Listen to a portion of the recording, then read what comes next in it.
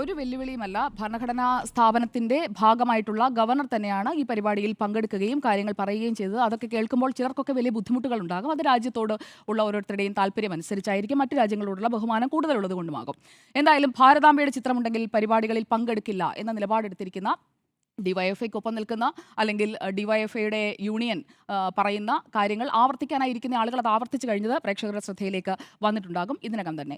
ഭാരതാംബ untouchable ആണ് എന്നൊന്നും ഞാൻ കരുതുന്നില്ല. അങ്ങനെയുള്ള നിലപാടിനോട് ഞാൻ ഒരിക്കലും യോജിക്കുന്നുമില്ല. കാരണം ഭാരതാംബയുണ്ടോ, ഈ സ്ത്രീ ഏതാണ് എന്നൊക്കെയുള്ള ചോദ്യത്തിന് ബഹുമാനപ്പെട്ട കേരള ഹൈക്കോടതി തന്നെ 2025 ജൂലൈ 4 മറുപടി പറഞ്ഞിട്ടുള്ളതാണ്. അത് മന്ത്രി വി ശിവൻകുട്ടിക്കും അദ്ദേഹത്തെ പിന്തുണച്ചുകൊണ്ട് പിന്നീട് ഇപ്പോഴും സംസാരിച്ചുകൊണ്ടിരിക്കുന്ന ആളുകൾക്കുമുള്ള മറുപടിയാണ്. കൃത്യമായി 2025 ജൂലൈ 4 ഹൈക്കോടതി ചോദിച്ചത് ഭാരതാംബ എങ്ങനെ മതചിഹ്നമാകുമെന്നുള്ളതാണ്.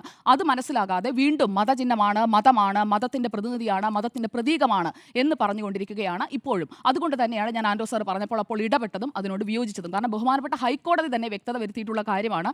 ആരാണ് ഈ സ്ത്രീ ഇങ്ങനെയുള്ള ചോദ്യം ചോദിച്ചപ്പോൾ ആദ്യത്തെ ആ ചോദ്യം വന്നത് മന്ത്രി വി ശിവൻകുട്ടിയിൽ നിന്നാണ്.